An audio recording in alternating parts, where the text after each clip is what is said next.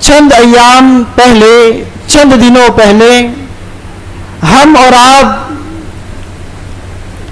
رحمتوں، اللہ رب العالمین کی نوازشوں والے ایک عظیم مہینے کے لیل اور نہار، دن اور راتوں سے سرفراز ہو رہے تھے۔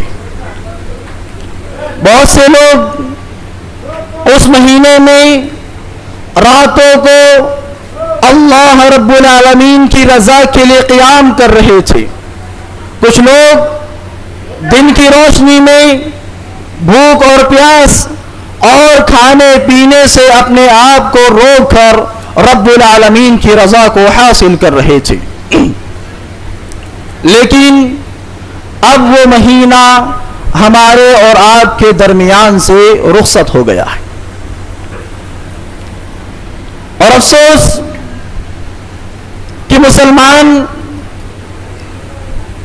اس مہینے سے رخصت ہونے کے بعد واپس اپنی اسی حالت پر آ گئے ہیں جو وہ رمضان سے پہلے تھے۔ اور یہ کیوں ہے؟ آپ یاد رہیں کہ کوئی بھی شخص اگر کامیاب ہونا چاہتا ہے، کوئی تاجر ہو یا کوئی کمپنی ہو، اگر وہ اپنے آپ کو کامیابی سے ہمکنار کرنا چاہتی ہے تو اس کا کمپنی کا سب سے پہلا عمل یہ ہوتا ہے کہ وہ اپنا حساب و کتاب کرتی ہے۔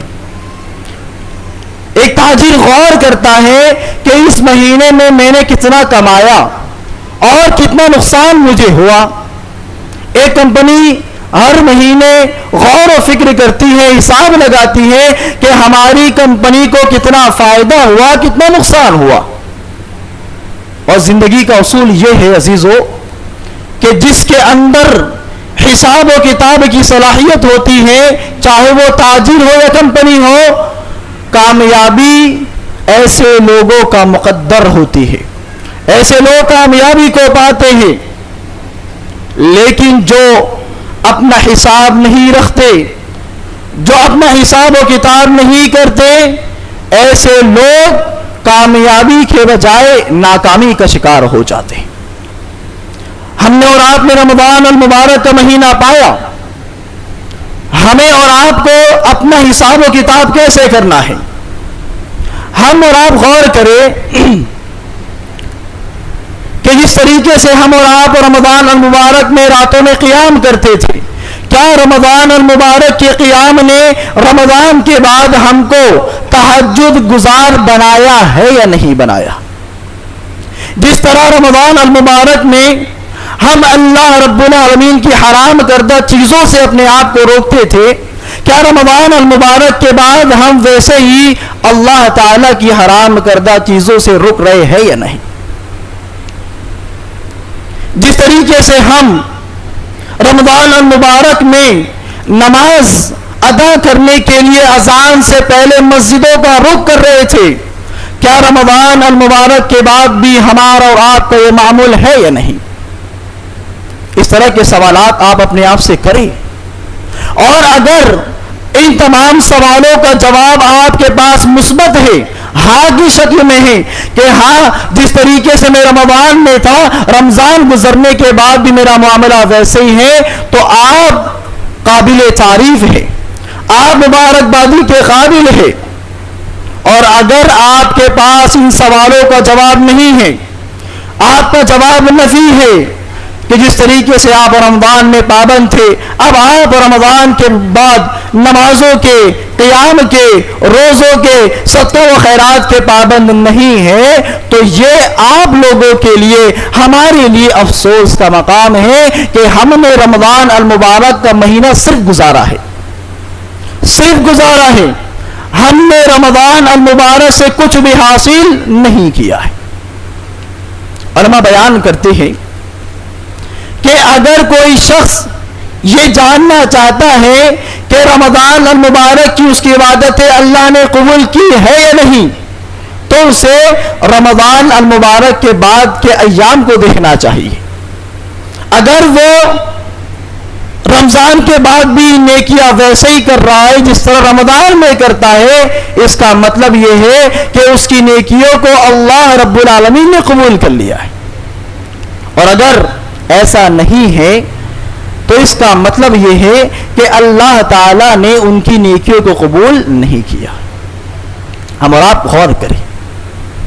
اور میرے بھائیو دوستو، یہ عمل سے ایک دم دور ہو جانا، اچانک مساجدوں کو اللہ تعالیٰ کی عبادت کے لیے بھر دینا، اور ایک مہینہ گزرنے کے بعد اس مہینے کے تعلق سے جس مہینے نے ہمیں نماز کا پابند بنایا ہے، وہ مہینہ گزارنے کے بعد ہم اور آپ اگر عمل سے دور ہو جاتے ہیں تو یہ ہمارے اور آپ کے لیے بہت ہی افسوس کا مقام ہے۔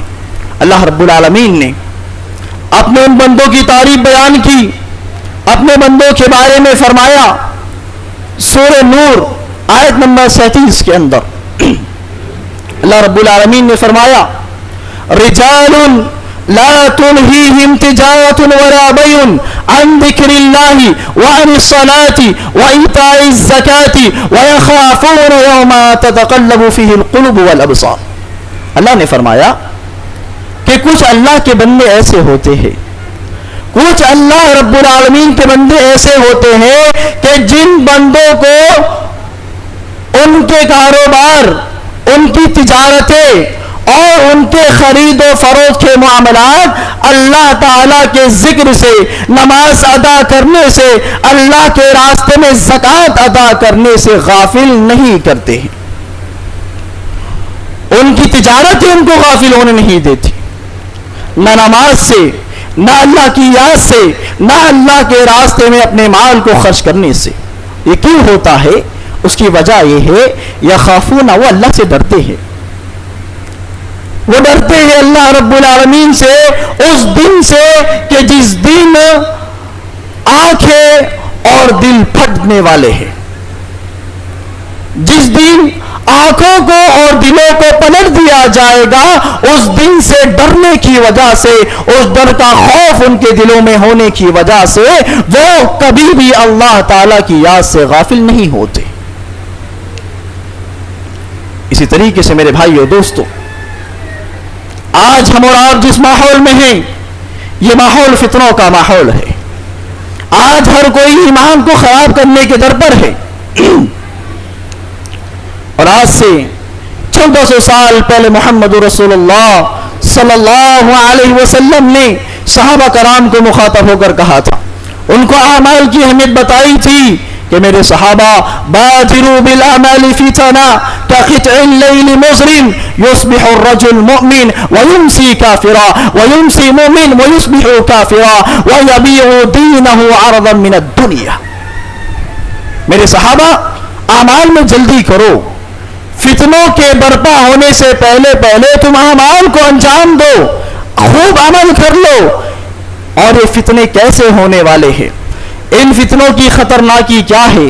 اللہ کے رسول صلی اللہ علیہ وسلم نے فرمایا وہ فتنے ایسے ہوں گے کہ آدمی صبح اٹھے گا، نیند سے بیدار ہوگا، حالت ایمان میں ہوگا، مسلمان ہوگا، لیکن دن ڈھلتے ڈھلتے، شام ہوتے ہوتے وہ اپنے ایمان کو کھو دے گا، وہ کافر ہو جائے گا۔ اور کچھ لوگ شام کریں گے، وہ حالت کفر میں ہوں گے، اللہ کی ذات کا انکار کریں گے، لیکن صبح ہوتے ہوتے وہ مسلمان ہو جائیں گے۔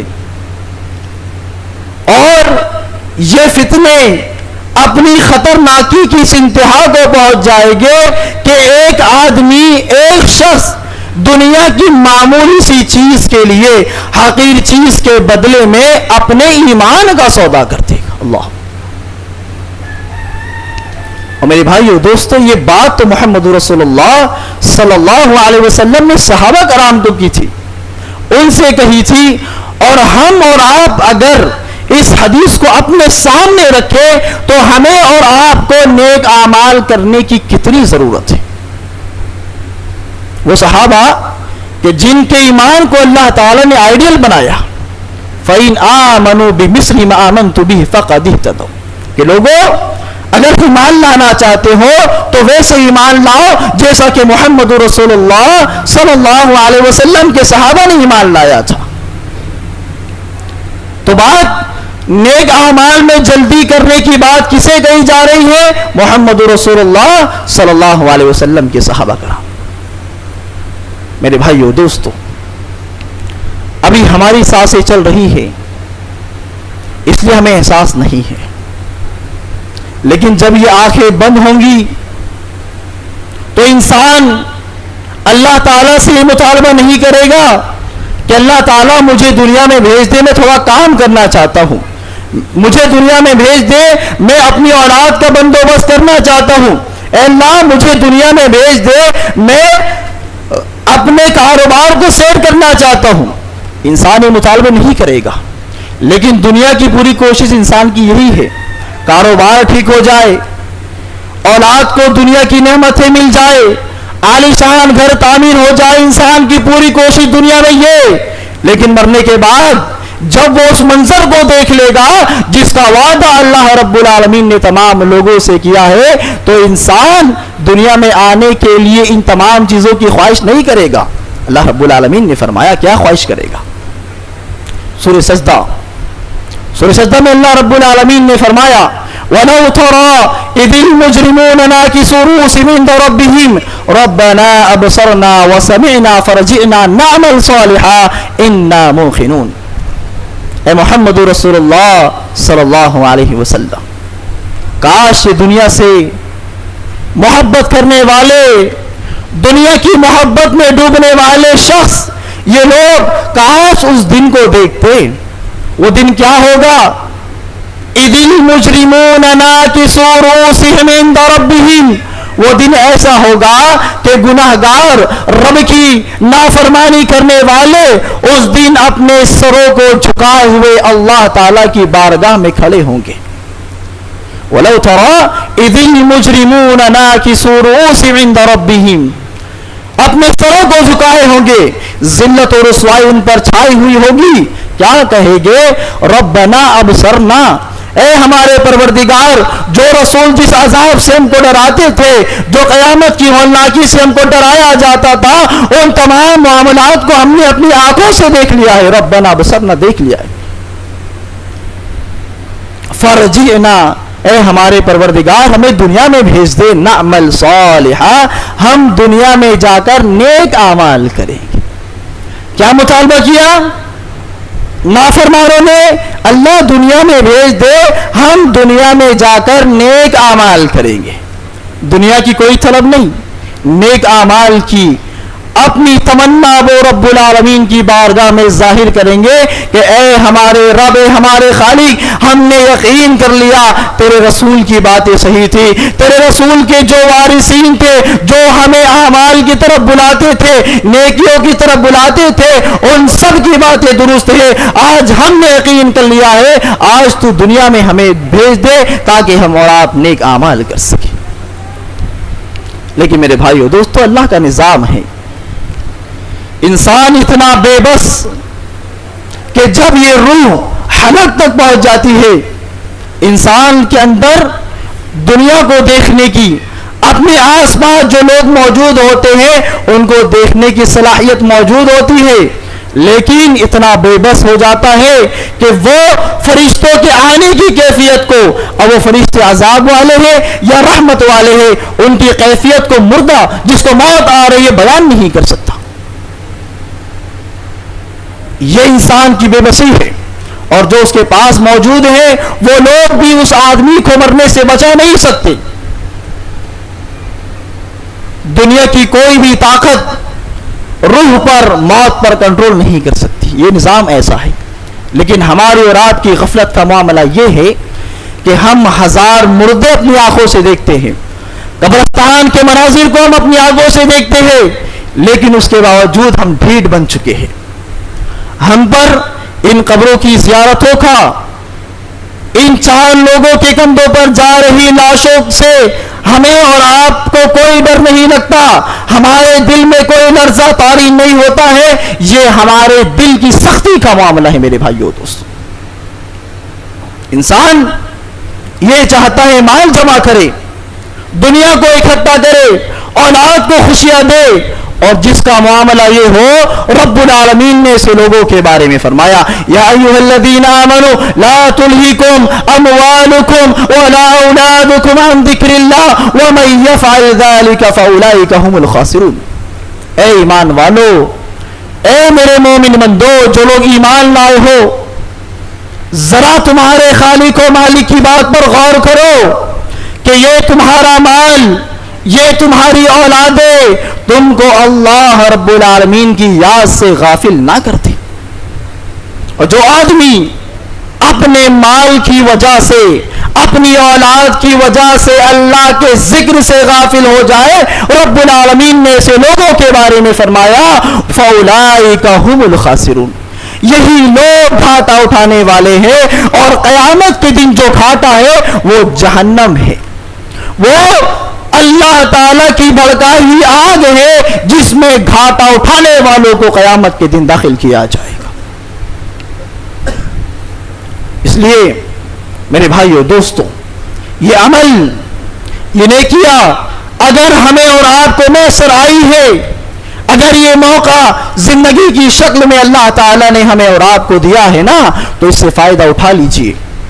نمازوں کی پابندی کر لیجئے, نیک اعمال سے اپنے نامہ اعمال کو بھر لیجئے, ورنہ مرنے کے بعد آپ خون کی ندیاں بہاؤ, آپ آنسو کی شکل میں خون بہاؤ, اللہ تعالیٰ تمہارے ان خون کی شکل میں بہائے ہوئے آنسو کی کوئی قدر نہیں کرے گا.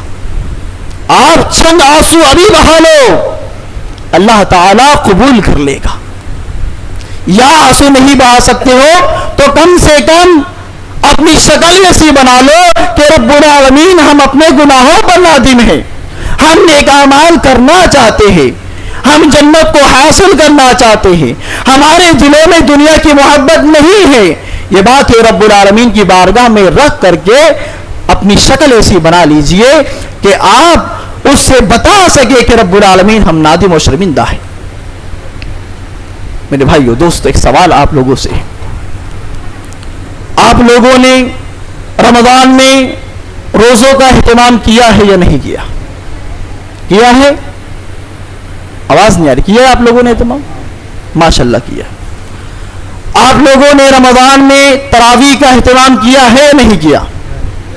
کیا ہے ماشاءاللہ. کتنے مہینے کیا آپ لوگوں نے؟ 1 مہینہ روزوں کا اہتمام, 1 مہینہ تراویح کا اہتمام.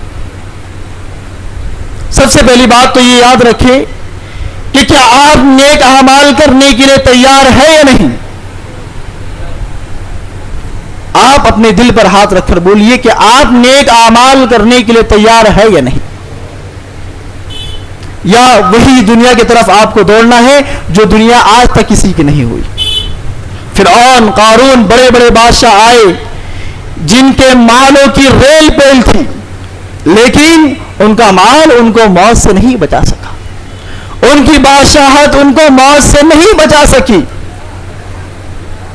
تو کیا آپ نیک اعمال کے لیے تیار ہے یا نہیں؟ یقیناً ہر کسی کا جواب ہاں ہے. دوسرا سوال یہ, کیا آپ پورے سال قیام کرنا چاہتے ہیں یا نہیں؟ جواب ہاں یا نہیں؟ پورا سال آپ قیام کرنا چاہتے ہیں یا نہیں؟ تو آئیے اللہ کے رسول صلی اللہ علیہ وسلم کے غیرہ قدر خزانوں میں سے ایک خزانہ اپنے دامن میں رکھ لیجئے, اور اگر آپ اس پر عمل پیرا ہو جاتے ہیں تو آپ کو پورے سال قیام کرنے کا ثواب ملے گا. صحیح مسلم حدیث نمبر 656, اللہ کے رسول صلی اللہ علیہ وسلم فرماتے ہیں فَكَأَنَّمَا قَامَ نِصْفَ اللَّيْلِ وَمَنْ صَلَّى الصُّبْحَ فِي جَمَاعَةٍ فَكَأَنَّمَا قَامَ اللَّيْلَ كُلَّهُ. اللہ کے رسول صلی اللہ علیہ وسلم فرماتے ہیں کہ جس آدمی نے عشاء کی نماز جماعت کے ساتھ ادا کی, جس آدمی نے عشاء کی نماز جماعت کے ساتھ ادا کی، اللہ کے رسول صلی اللہ علیہ وسلم فرماتے ہیں کہ عشاء کی نماز جماعت کے ساتھ ادا کرنے سے ایسے نمازی کو آدھی رات قیام کرنے کا ثواب مل جاتا ہے۔ کتنا ثواب ملا؟ عشاء کی نماز ادا کی، آدھی رات قیام اللیل تراویح پڑھنے کا ثواب آپ کو مل گیا، اب بچہ آدھا۔ فرمایا رسول اللہ صلی اللہ علیہ وسلم نے، اور جس آدمی نے فجر کی نماز جماعت کے ساتھ ادا کر لی، فجر کو جماعت کے ساتھ ادا کر لیا، تو اللہ کے رسول صلی اللہ علیہ وسلم فرماتے ہیں کہ عشاء کو جماعت کے ساتھ ادا کرنے والا، فجر کو جماعت کے ساتھ ادا کرنے والا، یہ ایسا نمازی ہے، یہ ایسا مسلمان ہے، ایسا مومن ہے، گویا کہ اس نے پوری رات قیام کیا ہے۔ اللہ اکبر۔ تو اس عمل کے لیے آپ تیار ہیں؟ عشاء کی نماز جماعت سے ادا کریں گے انشاءاللہ؟ فجر کی نماز جماعت سے ادا کریں گے؟ نہیں، انشاءاللہ۔ اللہ کے رسول صلی اللہ علیہ وسلم نے فرمایا، من صلی الصبح فهو فی ذمۃ اللہ تعالی، جس آدمی نے فجر کی نماز ادا کر لی وہ اللہ تعالی کی حفاظت میں آ جاتا۔ تو کیا ہم اور آپ اللہ تعالی کی حفاظت میں آنا نہیں چاہتے؟ کیا ہم اور آپ یہ نہیں چاہتے کہ ہمارا خالق و مالک و مدبر، جس کی تخلیق کا عالم یہ ہے کہ دنیا کی کوئی طاقت اس کی طرح تخلیق نہیں کر سکتی، اگر ہم اور آپ ایک چھوٹے سے عمل کی وجہ سے اپنی نیند کی قربانی دے کر کے اگر ہم اور آپ اللہ تعالیٰ کی حفاظت میں آ جائے تو کیا یہ گھاٹے کا سودا ہے یا فائدے کا سودا ہے؟ یہ فیصلہ آپ کریں۔ اسی طریقے سے پورے سال قیام اگر کرنا چاہتے ہیں آپ اس پر عمل کیجیے۔ اب رہا پورے سال روزے رکھنے کا اہتمام کرنا، اگر آپ پورے سال کے روزے کا ثواب حاصل کرنا چاہتے ہیں تو آپ کو رسول اللہ صلی اللہ علیہ وسلم کی حدیث پر عمل کرنا ہے۔ وہ حدیث یہ اللہ کے رسول صلی اللہ علیہ وسلم فرماتے ہیں، من صام رمضان ثم اتبع ستا من شوال فكأنما صام الدهر كله، او قال علیہ الصلوۃ والسلام او کان کصیام الدہر، کہ جس آدمی نے رمضان المبارک کے مکمل روزے رکھے اور رمضان المبارک کے مکمل روزے رکھنے کے بعد شوال کے، جس مہینے سے ہم اور آپ گزر رہے ہیں شوال کا مہینہ، رمضان کے 30 روزے مکمل کرنے کے بعد جو آدمی شوال کے 6 روزے رکھ لیتا ہے تو یہ ایسا مسلمان ہے، یہ ایسا روزے دار ہے گویا کہ اس نے پورے سال روزوں کا قیام کیا ہے۔ اللہ اکبر۔ تو کیا آپ پورے سال روزے رکھنے کے لیے تیار ہیں؟ انشاءاللہ تیار۔ اس کا حساب علماء نے یہ بیان کیا ہے کہ ایک روزے کا ثواب تو روزے کا فکس نہیں ہے، ایک روزہ ایک نیکی کا ثواب اللہ تعالیٰ کم سے کم 10 گنا دیتا ہے، پھر 10 سے اللہ 700 تک اس کو لے جاتا ہے، پھر 700 کے بعد وہ اللہ تعالیٰ کی ذمے کہ کتنا بڑھائے کتنا گھٹائے، لیکن روزوں کا ثواب فکس نہیں ہے۔ ایک روزہ یہ 10 نیکیوں کے برابر ہے، 30 روزے کو 10 سے آپ ضرب دیجئے کتنا ہوا؟ 300۔ کتنا ہوا؟ 300۔ شوال کے 6 روزے، 6 کو آپ 10 سے ضرب دیجئے کتنا ہوا؟ 60۔ 360 کتنا ہوا؟ 360۔ اور قمری حساب سے، چاند کے حساب سے، جو کہ ہمارے دن ہوتے ہیں، عربی کے سورج کے حساب سے دن نہیں ہوتے ہیں، تو عربی یعنی قمری حساب سے جو دن ہوتے ہیں وہ 360 دن ہوتے ہیں۔ تو اگر کوئی شخص رمضان کے روزے رکھتا ہے اور اس کے بعد شوال کے روزے بھی رکھتا ہے تو ایسے آدمی کو محمد رسول اللہ صلی اللہ علیہ وسلم نے فرمایا پورے سال روزے رکھنے کا ثواب دیا جاتا ہے۔ تو میرے بھائیو دوستو، ایک آخری بات کہہ کر ہم اپنی بات کو ختم کرتے ہیں۔ یہ موقع اللہ تعالیٰ نے ہمیں اور آپ کو دیا ہے، ہمیں اور آپ کو عمل کرنے کی بے حد ضرورت ہے۔ اور یہ مقام جس پر ہم اور آپ آج موجود ہیں، یہ اللہ تعالیٰ کا اتنا بڑا انعام ہے کہ جسے حاصل کرنے کے لیے 10 سالوں سے ہم لوگ محنت کر رہے ہیں۔ کتنے سالوں سے؟ 10 سالوں سے۔ آپ جانتے بھڑکتے تھے آپ لوگ ہی، کہیں آپ کے رفع الیدین کرنے پر اعتراض کیا جاتا تھا، آپ کھل کر محمد رسول اللہ صلی اللہ علیہ وسلم کی سنتوں پر عمل نہیں کر سکتے تھے، آپ کو آمین آہستہ کہنا پڑتا تھا، آپ کا بھائی آپ کے سامنے موجود ہوتا تھا، آپ اس سے پیر نہیں ملا سکتے تھے۔ یہ موقع ملا ہے کہ آپ اپنے اس عمل کے ذریعے محمد رسول اللہ صلی اللہ علیہ وسلم کی سنتوں کو زندہ کریں۔ اور اگر میرے بھائیو دوستو، اگر آپ اب بھی غفلت کا شکار ہے، اگر آپ اب عمل نہیں کرنا چاہتے ابھی بھی، تو یاد رہے کہ اللہ رب العالمین کی بارگاہ میں ناشکروں کے لیے کوئی مقام نہیں ہے۔ لئن شکرتم لازیدنکم، لوگوں اگر شکر ادا کرو گے اللہ تعالیٰ مزید ادا کرے گا، تم سوچ بھی نہیں سکتے۔ وَلَئِن كَفَرْتُمْ، اور اگر تم ناشکری کرو گے، نعمتیں ملنے کے بعد اسے نعمت نہیں سمجھو گے، غفلت اور سستی کا شکار ہو کر رہ جاؤ گے، ان عذابی لشدید، تو یاد رکھو میرا عذاب بڑا سخت ہے، میرے عذاب سے تم نہیں بچ سکتے۔ تو میرے بھائیو دوستو، اگر ہم اور آپ عمل سے دور ہوتے ہیں، اگر ہم عشاء کی نماز جماعت سے نہیں ادا کر سکتے، ہم فجر کی نماز جماعت سے ادا نہیں کر سکتے ہیں، گویا کہ ہم اللہ رب العالمین کے ناشکرے ہیں۔ اللہ تعالیٰ سے دعا ہے اللہ تعالیٰ ہم سب کو نیک اعمال کرنے کی توفیق عطا فرمائے، اللہ تعالیٰ ہم سب کو صحیح معنوں میں اللہ تعالیٰ کی نعمت کو نعمت سمجھنے والا بنائے۔ اللہ تعالیٰ ہمیں جو لوگ پریشان حال ان کی پریشانیوں کو دور فرما، جو لوگ بے روزگار ہیں ان کی رزق میں برکت عطا فرما، ان کی رزق کا بندوبست فرما مولا کریم۔ اللہ تو معاف کرنے والا ہے، معافی کو پسند کرتا ہے، ہم سب کو معاف فرما۔ اللہ ہمارے گناہوں کو بخش دے، اللہ ہم سب کو دین کا پابند بنا دے مولا۔ اللہ ہمارے عمل کے ذریعے، ہماری دعوت کے ذریعے وہ بھائی جو تیرے دین سے دور ہے، جو تیرے رسول صلی اللہ علیہ وسلم کی سنتوں سے دور ہے، ہمارے عمل کے ذریعے، ہماری دعوت کے ذریعے تو ان لوگوں کو اپنے دین سے جوڑ دے مولا، تو ان لوگوں کو اپنے دین سے جوڑ دے مولا۔ اللہ مومن مردوں کو معاف فرما، مومنہ خواتینوں کو معاف فرما، اللہ ہم سب کو دین کا پابند بنا۔ آمین۔ اقول قولی ھذا استغفر اللہ لی ولکم ولسائر المسلمین فاستغفروہ انہ الغفور الرحیم۔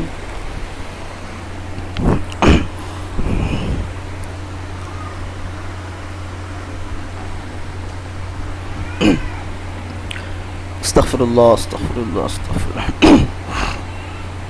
استغفر اللہ استغفر۔